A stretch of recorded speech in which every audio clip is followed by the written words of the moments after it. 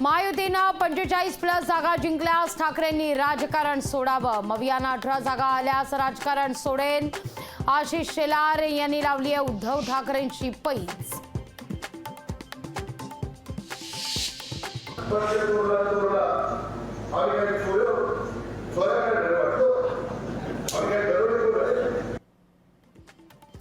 ऐंशी टक्के लोक शिंदेसोबत असल्यानं त्यांना पक्ष चिन्ह मिळालंय। राष्ट्रवादी पक्ष चोरला नसल्याची अजितदादांची ग्वाही। रत्नागिरीच्या निवडणुकीत ठेकेदारी आणि टेंडरचा मुद्दा, वैभव नाईक आणि सामंत बंधूंमध्ये आरोप प्रत्यारोपांच्या फैरी। साताऱ्याची बहुप्रतीक्षित उमेदवारी अखेर जाहीर, उदयनराजे भोसलेंना भाजपचं तिकीट। साताऱ्यात शशिकांत शिंदे विरोधात उदयनराजे होणार लढत। साताऱ्याची उमेदवारी जाहीर झाल्यानंतर नाशिकच्या उमेदवारीची प्रतीक्षा। महायुतीत नाशिक कुणाला सुटणार या संदर्भात उत्सुकता। मोदी लाटेवर विसंबून न राहण्याचा नवनीत राणांचा कार्यकर्त्यांना सल्ला। वादानंतर नवनीत राणांचं वक्तव्यावरून घुमजाव।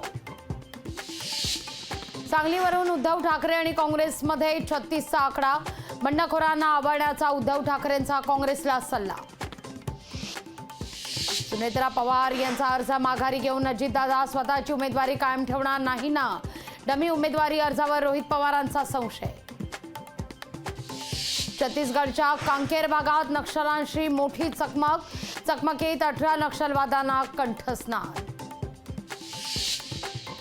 भारतरत्न लता मंगेशकर स्मृती पुरस्काराची घोषणा, सिनेसृष्टीचे महानायक अमिताभ बच्चन यांना पुरस्कार जाहीर।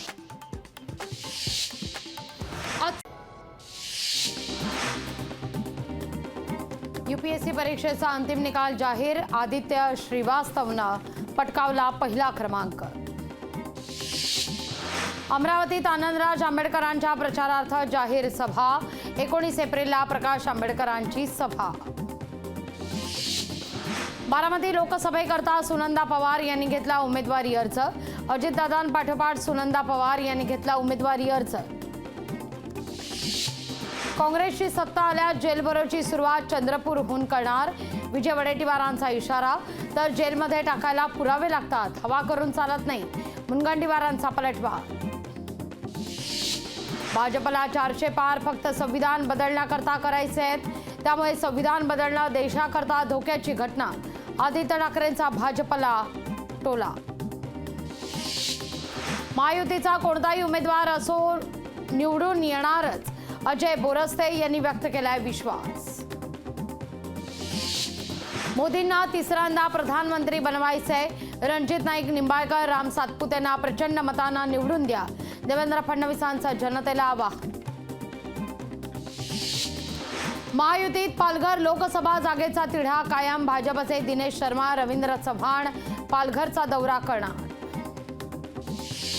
मनसेचं शिष्टमंडळ लवकरच राज्यपालांची घेणार भेट, महाराष्ट्रातील समस्येसंदर्भात चर्चा करण्याकरता होणार भेट।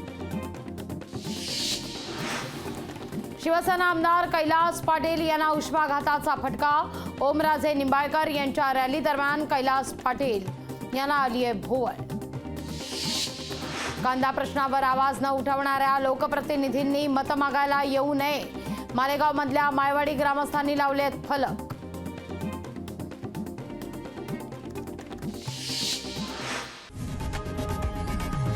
लोकशाही मराठी ऐका, पहा, जागरूक रहा।